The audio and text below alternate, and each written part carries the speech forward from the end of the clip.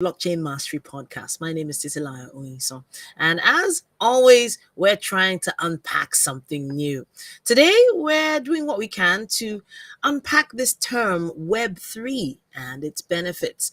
Now, Web3 encompasses a number of areas, sprawling through crypto, NFTs, that's non-fungible tokens, decentralized autonomous organizations, DeFi, and even the metaverse. And on this episode, we're going to be uncovering all these areas. It's very simple. Let me put my phone on silent there. Okay, it's very simple. We need to understand the difference between Web 1, Web 2, and what is now known as Web 3. We want to sort of decipher what Web 3 is. Is it just buzz and hype? What are the benefits? And how do we even navigate this space? We are joined by a crypto enthusiast called Fejiro. Now, Fejiro is, other than just that, he's a mathematician. He's also someone who's expanded his skill set into crypto and Web3, and you always find him learning things in software development and exploring this really exciting world of decentralized tech. Now, he's on a journey, and we would like to join him on the journey into this world of Web3. It's great to have you here, Fejiro. Thank you very much. Great to have you too. All right, so you need to let us in on how your journey started. How did you get into Web3? All right, so thank you very much for this opportunity to actually give my thoughts on Web3. First of all, when crypto came out and there was this buzz around it and all of that, I actually thought maybe cryptocurrency is just only limited to Bitcoin. And I also thought probably we are not going to go past Bitcoin and all the shari that came with it. So as time went on, I started to explore. I did some research, started with a simple Google search to see what it entails to start having a cryptocurrency. And that is when I now delved into the world of Web3. And the most interesting part of Web3 is the fact that it is decentralized, unlike Web 1, Web 2, which is actually owned by the big tech. Web3 is actually decentralized, and the power of Web3 itself lies on the fact that anybody in Web3 have total control over what they are doing. On Facebook, on Twitter, on Instagram, whatsoever you're doing is being monitored by the big tech. But unlike Web3, you own everything. Everything is encrypted. It is highly secure, and it's highly decentralized, which actually makes Web3 really, really interesting. Then another part again about Web3 is actually how fast it is to actually make certain transactions. If you look at the financial area of it, like the cryptocurrencies we have now, it's very, very easy to make payments across the world. It's very, very easy to carry out P2P transactions, and you just get your money instantly. So I feel there are so many possibilities with Web3. And on top of that is actually privacy as well, because the fact that you know that nobody is spying on you, nobody is actually mining your data and selling it to the highest bidder, that alone is really, really interesting, and it makes Web3 wider than what it is today. And I really, really believe that Web3 can only grow bigger and bigger than what we have now. So that is that. Okay, for now. so I have to say, from a layman's point of view, how do we understand what Web3 is? It's being called the future of the internet. Now, you've mentioned quite a few things. You said it's decentralized, you said it's secure, and you said it's encoded. And you've also said that with the use of this particular system, we basically might not, we might escape our data being used without our knowledge. So you need to sort of break it down from the beginning, the ABCs of Web3. All right, so let's just say this. So let me start with Web 2. Now, let's say you're on Facebook and you actually interact with certain pages on Facebook, and let's say you watch their videos a lot, you love what they do, and then Facebook starts feeding you with most of those kind of video, and you're like, how come Facebook knows what I'm thinking? No, they don't know what what you are thinking, the algorithm have been designed in such a way that whatsoever activities you are carrying out on their platform, they are taking record of it, right? So when they take that record, they can be able to target you with certain ads that they know, oh, you love cookies, you've been watching too much of cookie videos, then they will be showing you ads on cookies. Maybe you like eating fried chicken, they will be showing you ads on chicken. And sometimes you might feel paranoid by all of this, like, does that mean that these people are spying on me? Then if you are on another app in your phone, the next thing you see an ad about something you liked or something you just Google searched. So what Web3 is now doing is that Web3 is putting a stop to that because it is decentralized. Nobody owns anything on Web3. Okay. So if I'm interacting with you, let's say if I'm interacting with you on Web3, there is no middleman that will have access to our data.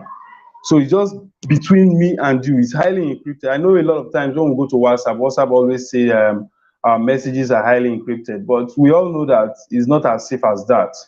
They still target us. They still make sure that they use certain keywords to see how they can market certain products to us. But Web3 is actually putting a stop to that. Okay, it's making it possible that anybody can be anywhere in the world, and there will not be a middleman that must come between you and that person. So I feel Web3 is giving more freedom. It's telling you now that, okay, we are protecting you from another entity, a bigger entity. Unlike the other ones we have, if you're on Twitter, somebody can report your account and say, oh, you did this, Twitter can look into it. No, there is always that limitation. But Web3 is removing all these limitations, whether in finances, whether in communication. The industry will only get bigger, and I feel whosoever really sees the potential of Web3 know that Web3 will give us more freedom than what we have today on the internet. Okay, so now this word freedom that you've used, I have to backtrack to that word. Why? Because a lot of people don't realize that their information is being used without their knowledge. A lot of people don't realize that their data is being sold, bought and sold on the internet, and they don't understand the risks involved, and why Web3 is now so important. Um, so there are probably a few young company owners, SME owners, people that are into tech that are probably wondering about Web3 right now and how they can integrate it and make it part of their business. What advice would you give them? Well, first of all, the advice I would give to them is to actually make their own research and make sure that they are up to date with the terms and all of that. Like for instance, now we have something like a smart contract. Most of them will go into businesses and they want to integrate Web3 into their business. They might not know the meaning of a smart contract. They might not know how these things happen on the blockchain. Even me myself, despite the fact that I love Web3 and I like how it works and all of that, I'm still trying to acclimatize myself with certain terms like the blockchain, the smart contracts, and every other lingo that comes with Web3. So if anybody, right now, I still think Web3 is still very, very young for certain businesses to take up Web3. For instance, the outlet I work with, UBet Sports, they are actually bringing sports betting into Web3. You understand? So unlike the traditional bookmakers we have there, we all know them, the Bet365, Betfair, BetVictor, BetNiger, and all of those things. Those ones actually create limitations. A lot of sports bettors don't even know that it is possible to bet on Web3. And right now it's really, really challenging because we are trying to convince them that it's better for you to bet, to try Web3 betting because you are not going to be scared of losing your money. Because most times when you win certain amount of bet from the traditional bookmakers, they limit you. Sometimes they might give you rules that you wouldn't want to work with because it will limit your winnings. So for those businesses that want to go into Web3, I think they should actually do their research because it's not going to be easy. But right now we have certain platforms that actually makes it easy for them to start. For instance, now like Binance now, for instance, people are doing business on Binance. People are doing business on Binance. They exchange crypto on Binance. They get paid into their bank account. They can actually integrate that. If I'm selling something to you, I can easily give you my crypto wallet. Now, the good part about things like this is that you can actually escape certain things, like charges from banks. Like there is these charges now that Nigerian banks actually do that is really really annoying. They actually deduct these charges. They call it electronic money transfer levy, something like that. And any transaction that is above 10,000 naira, they will deduct 15 naira from you. So let's say you are a business owner and you get plenty of over 10,000 naira transfers every day. Let's say you get 20 because you sold products. That is 50 times 20. That is how much? That is 1,000 naira deducted from your account. But let's say on the flip side, you decide to use crypto payments and your customers agree. This is actually the challenging part, because a lot of people are adamant to change. If your customers decide to say, you know what, guy, I'm going to pay your money in crypto, and you're like, okay, here is my crypto address, here is the barcode, you can scan and pay. Businesses can actually do this, but the challenge will be there because the customers might find it difficult. And whenever you mention the word crypto, people get scared because of those Bitcoin that are volatile. But we have stable coins. Stable coins like USDT, USDC, BUSD, TUSD. All of these stable coins are pegged 1 to 1 to the dollar. So now that they are pegged to 1 to 1 dollar, you can actually make use of that. So I really tell people, and a lot of times there's what we call gas fees. When it comes to making bank transactions, you get charges. But in crypto, we have gas fees, and the gas fees are not high. They are very, very low, depending on the network anyway, because I'm very, very familiar with the Polygon network. The Polygon network, which is owned by their crypto token is a Matic, the Polygon Okay. network. Now, Okay. So that Polygon, there are different yes, networks. I spoke of course, about there's different network. Tron network yesterday. Tron has its Okay. own. Polygon has its own. Of course, Yes. Ethereum has its own, and then Yeah. Bitcoin blockchain as The well. Bitcoin network. Yes. The BNB, the Binance Smart Chain as Binance well. also has smart chain as well. Yeah. So Yeah. now Polygon, you said it's pegged to which coin? Which coin? Polygon is their token. Their token is actually the Token. Matic token. MATIC. Matic. Okay. So Is that what you're using presently? What's the speed of like? course, of course, this fee is very, very fast. As a matter of fact, the UBet Sports platform, which is actually a decentralized Web3 betting platform, we are just in our test net now. We are actually presently on our test net. We actually make use of the Polygon network, and the transactions on their blockchain, on their network, is very, very fast, and the gas fees are very, very low, very, very low gas fees. How low So is low? when you How low is low? lower than a dollar, like lower than 50 cents, very, very low, very, very low. Okay. So if a lot of users can actually, a lot of business people can actually see the possibility in this, they will key into it. And now presently there is a crisis, a naira crisis happening. Now let's say if I have a friend that own a business, and if he has a let's say a crypto wallet, especially on the Polygon network, like, which I'm very, very familiar with very, very low gas fees. I'll do business with him, transact with him with crypto, sending those stable coins with him. If he wants to send money to me, or he wants to do any, in fact, we can actually transact business on Web3 without any form of network issues or charges here and there. Like I just said, imagine a business owner that is getting over 10,000 naira sent to him on a daily basis whenever a customer buys a product. So that means your bank keeps deducting that 15 naira every now and then. You can imagine how disappointing it is. So Web3 itself, that decentralization, is going to create a better avenue that will make it very, very easy for people to do business seamlessly and with very, very low transaction fees, very, very low. Now, in case of Binance does not even take any transaction fees. If you're on the Binance platform, you can actually transact between yourself and a friend or whosoever you have as a customer for absolutely free of charge.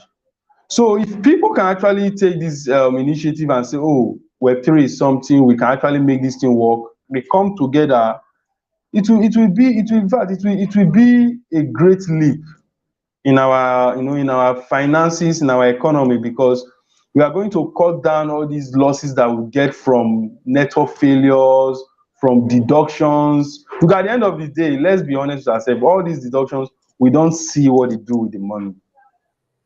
We are talking about cashless policy. Web3 will all, in fact, Web3 can be able to accelerate that cashless policy that we are moving towards. Web3 can be able to accelerate that process, because if I have a child who is in a school, let's say in primary school or secondary school, and the school say, oh, we accept payment with crypto, do you know how easy it's going to be for me to just transact with them? Very, very easy. I won't be telling them you have to check for this, or they deducted this amount of money from me. I won't be telling them that. Every month you get alert on ATM maintenance, right? You get alert, debit alert on maintenance for this, maintenance for that. And all of these things actually makes the population, the people using all these services, makes them paranoid. But I just feel with time, if they can actually see the possibilities of Web3, then it will definitely help alleviate all of these inconveniences. Nigeria was actually the first African country to launch a CBDC. You know, Yeah. because of the type of trading volume that Bitcoin trading was having, Mm. in, I think 2020, 2021, and the naira was kind of affected by it. Like 5 years later, the price has shot up to 707 naira to Exactly. Yeah, dollar. 740 something also when I checked yesterday. Exactly. So now it's ironic that we have our own CBDC and Web3 is still not being absorbed as quickly as one would have assumed. Now, I want to ask you what you feel the future of Web3 actually is for Africa, for Nigerians, if it can be properly adopted. What do you think? Well, first of all, Nigerians themselves are actually they're actually doing well when it comes to Web3 and the crypto world, because in Africa, I believe Nigeria actually have the highest volume of people that are holding these coins. The problem we have here is the government. The implementation of it was very, very poor.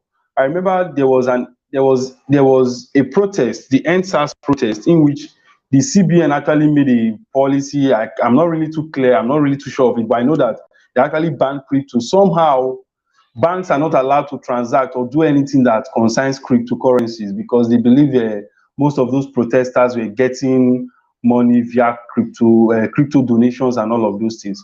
So a government that is actually doing that, then you later go on to launch something that is called the e-naira. I see that as a conflict of interest, because if you really want to encourage the citizens to make use of these cryptocurrencies, then you shouldn't be placing an embargo on it. It's really, really, it's ridiculous. Like I said, it's a conflict of interest.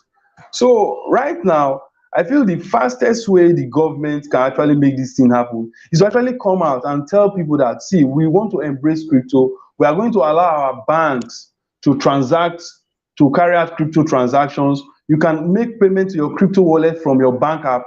By the time they create this inclusivity, you can see that by the time they create this inclusivity, then you will see that it will be very, very possible for this e-naira to actually pick up. But right now, it is really, really, really sad that it will not take off yet, because it's not going to take off yet, because I feel they've actually discouraged a lot of people with those policies that have been made in the past.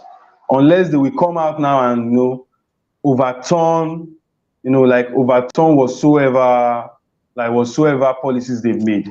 That's what I believe now. I'm taking a look at the website presently, the website. You mentioned that it was a decentralized sports betting platform. Yes, yes, yes, yes. And I can see the brand new website, the brand new platform there. You also said you use which network is it again? Which We use the network did you say? Polygon network. Polygon Polygon network. network. Yes. And so, do you know how many transactions per second you can do on Polygon? I'm not sure. That is meant for the that is meant for the engineers. I've not really taken my time to Okay, actually carry out that research, but I know okay. that the platform is actually pretty fast. All right. So, everyone is familiar with sports betting here. We have quite a lot of sports betting platforms, but I think I Mm. actually have to say this is one of the first I'm seeing as decentralized, meaning that it's on blockchain, meaning you can Yes. bet with currencies also. Yes. Right. Yes. Cryptocurrencies. Yes. Um, yes, we can bet with cryptocurrency. As a matter of fact, the cryptocurrency we have choose is a stable coin. You know, you asked a question about businesses that want to go into Web3 or have that interest of Yeah. going into Web3. So we are like one of those businesses as well. So we decided to go with a stable coin, which is a USDT. Okay, Okay. so before we move to our main nets, we are going to actually let our users know that in fact they already know we've been sensitizing them, writing blog posts and keeping them up to date on why we choose a stable coin, because it will be easy to maintain and it will not be volatile, and the value can be maintained for a long period of time compared to other volatile cryptocurrencies. Okay. So how was it during the World Cup? How did it go on your platform? What sort of movement did we have?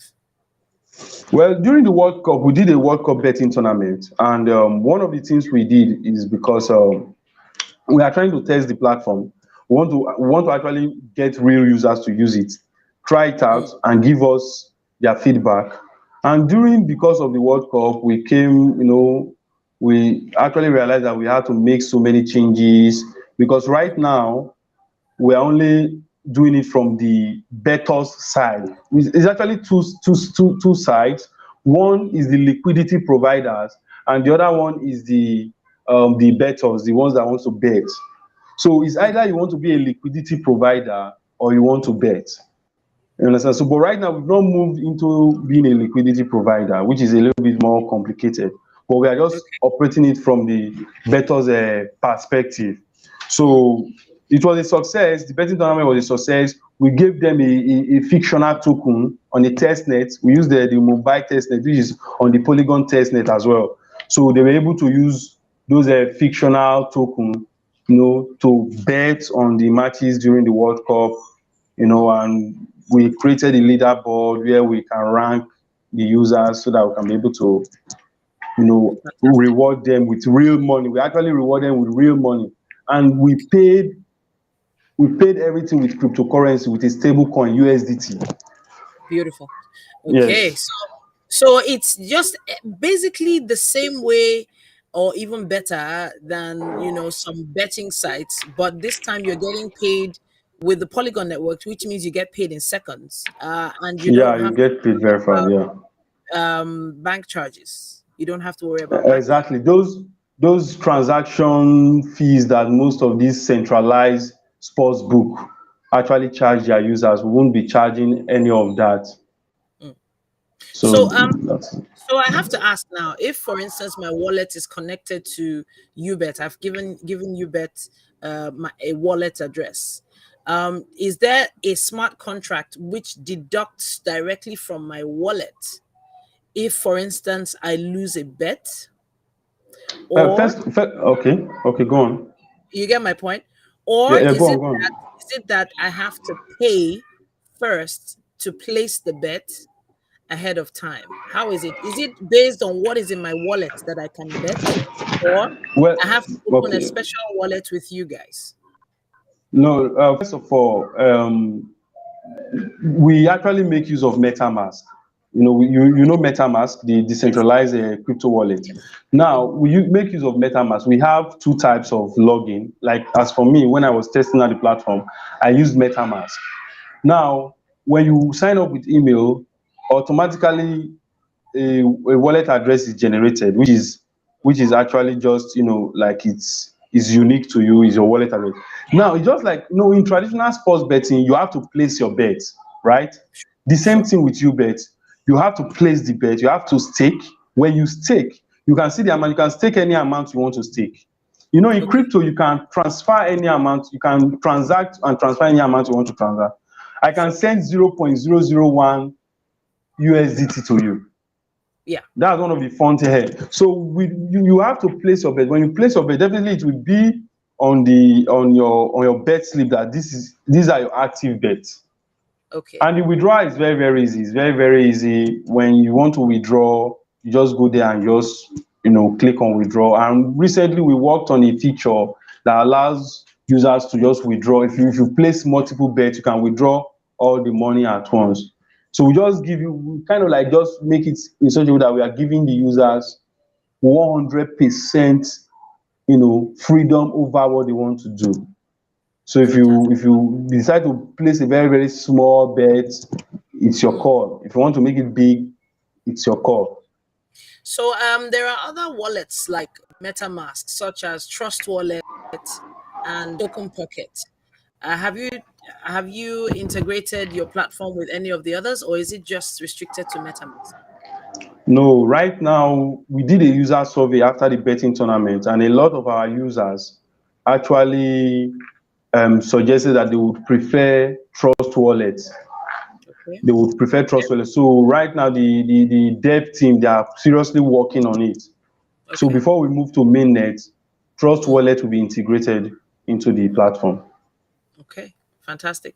For those that don't understand what we mean by Trust Wallet, MetaMask, and Token Pocket, we're basically talking about wallet apps that enable you use decentralized applications, which are basically applications that are not on the internet, but they are hosted on a blockchain. Yeah, Now, I know MetaMask is hosted on many different blockchains. You can integrate many different blockchains into yeah, MetaMask. You can also do so on Trust Wallet and Token Pocket, but it yeah. does depend on where you are in the world before you make that choice. Now, I have to say a big thank you to you for sharing and breaking this down. We did sort of delve away from Web3 a little, but I appreciate the fact that you have a use case for Yeah, Web. This use yeah, case is UBet, UBet Sports, yes, and yes, I can see the website looks amazing, and you've already tested it out during the World Cup. So this is an yes. actual use case of a business that is using Web3 and thriving. But just for the sake of it, can you think of any other business that would be good on Web3 and would thrive on Web3? Just for someone that's hearing about this for the first time. Yes, there are so many businesses I can on. First of all, e-commerce. E-commerce can be very, very good on Web3 Okay. because if you look at it in a certain kind of way, right now the way e-commerce is now, let's say you go to an e-commerce website, you want to enter your card details, right? And this is where a lot of people get phishing attacks. Just somebody got my card details, they wiped all the money in my account. We hear a lot of all these stories on social media, especially on Twitter. When people come, I'm using this particular bank, they just wiped all my money. So there are a lot of businesses. So for instance, e-commerce, you can decide to use it for e-commerce. Mm. Now we are using it for a betting platform to place bets. Then you can also use it on e-commerce to buy things online. The e-commerce has their smart contract, they have their wallet address, you have their wallet address. The moment the smart contract confirms payments, everything is confirmed, you get your product and to be shipped to you. So you will not have to, you won't be exposed much to hackers and thieves and all of Mm. these things because it is just, it is highly encrypted and highly secure. And also again, like I said, everyday business. I made mention of I gave an example of having a child in school and you can pay your fees with by just transferring money to a particular crypto wallet and all of those things.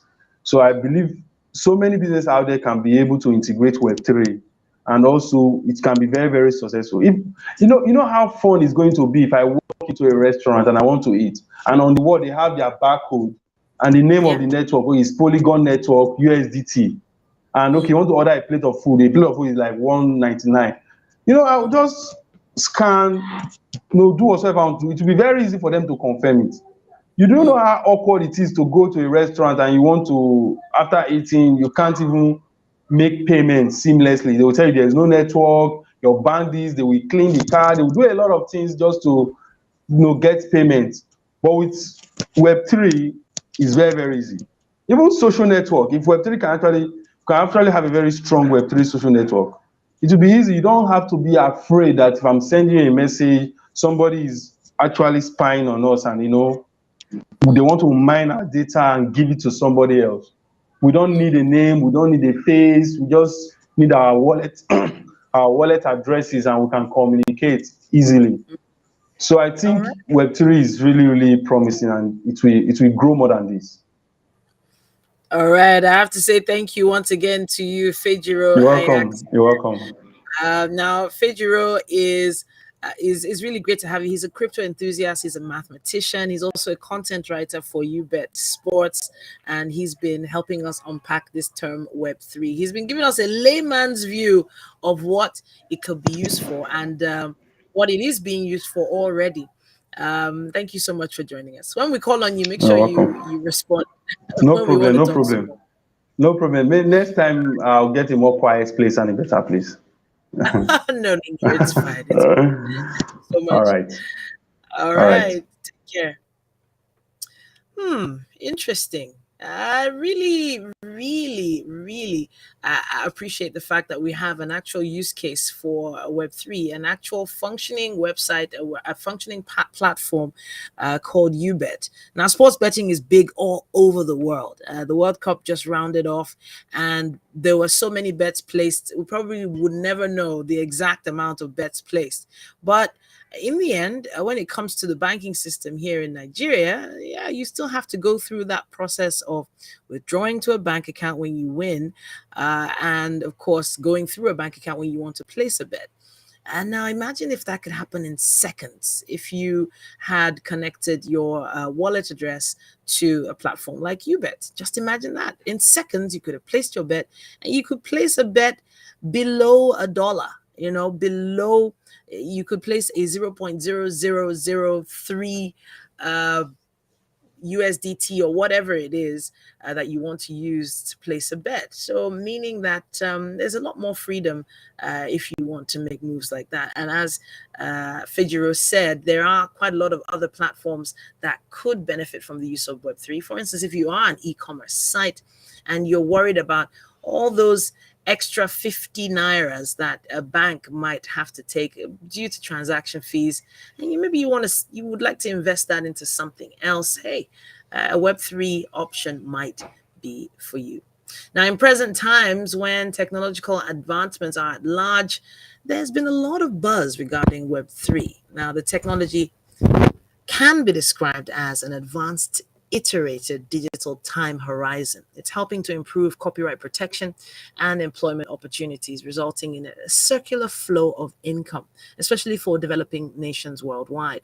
Elements of Web3 are now being introduced into education, development, training, and there are quite a few startups that are being formed based on this aggregated version of the web.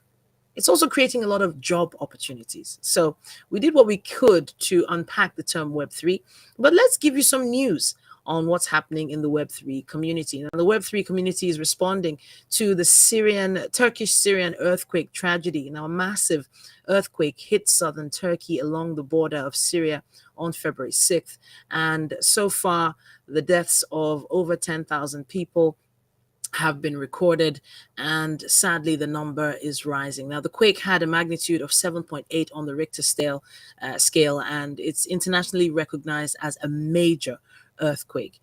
Now, it occurred along 100 kilometers, that's about 62 miles of the fault line, and the infrastructure in the area suffered huge damages, resulting in a deadly cross-border humanitarian disaster. However, the world was really quick to respond. Across the internet and social media platforms, people have been gathering funds for local and international aid organizations to provide relief for those in affected areas. Two of the largest aid efforts in Turkey, AFAD Turkey, and it's a government agency for such disasters, and the NGO ABAP, led by philanthropist Haluk Levent, have been at the head of organizing an influx of aid. Now, Levent announced that his organization has opened up crypto addresses in order to accept aid from in various forms of digital currencies. Refik Andol, a Turkish artist and art director, also started a crowdfunding via an Ethereum address, and he will transfer the collected funds to both AFAD and ABBAP. Within the Web3 space, various companies in the industry have stepped up to provide help, be it in form of crypto or fiat donations or even physical aid. Now, crypto derivatives trader Bitget announced that it would commit 1 million Turkish lira, which is about $53,000, while Bitfinex, Keek, Synonym, and Tether pledged 5 million liras. That's about $265,500. Gateo pledged 1 million lira as well, another $53,000. Now, local Turkish crypto exchange Bitsi sent an aid truck to the earthquake zone while announcing that all commission income for the month of February would be donated to AFBAP on behalf of the earthquake relief. Now, iCreex announced coordination efforts with AFAD and AFBAP as well. Now, BTC Turk told Coin Telegraph that aside from donating 6 million liras, which is about $318,000 to the organizations, the Turkish crypto exchange sent 1.2 million liras, about $62,000 worth of clothing aid to the zone as well, in coordination with the local governments. So in terms of Web3, it is being used to send aid to these two nations that are going through such a tough time. And we have to say kudos to all these platforms, Web3 platforms and cryptocurrency exchanges that are taking that step and even donating their commission income to aid for the people, just to fundraise for this disaster. Now, that's what I have when it comes to news about Turkey.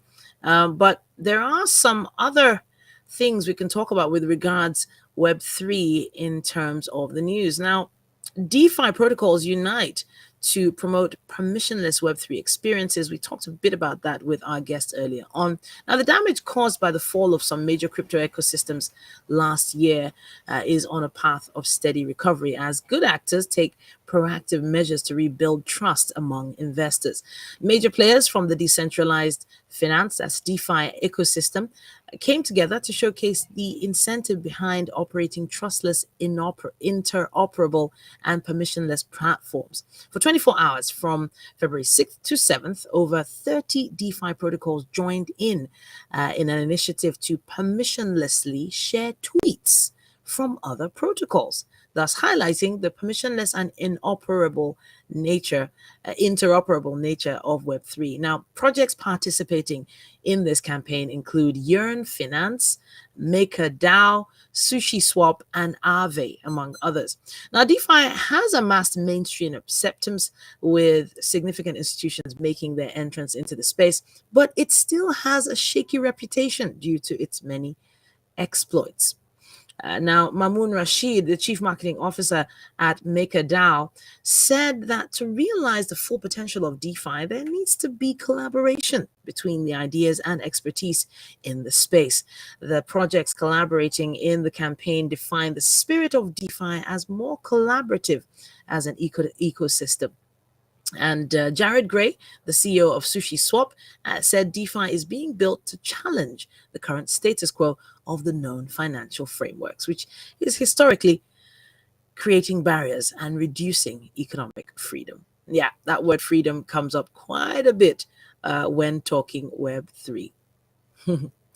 All right, then we have to wrap it up on this segment of the show. We're going to be having another guest join us a little later on. I would like to encourage you to stay right there live on this platform. It's live on LinkedIn, live on YouTube. And of course, you can subscribe. This is the Blockchain Mastery Podcast. My name is Titilayo Oyinso, and it's all about the opportunities and possibilities for the future with regards to blockchain. Thanks so much for watching. Thanks for listening. I'll be back in a bit.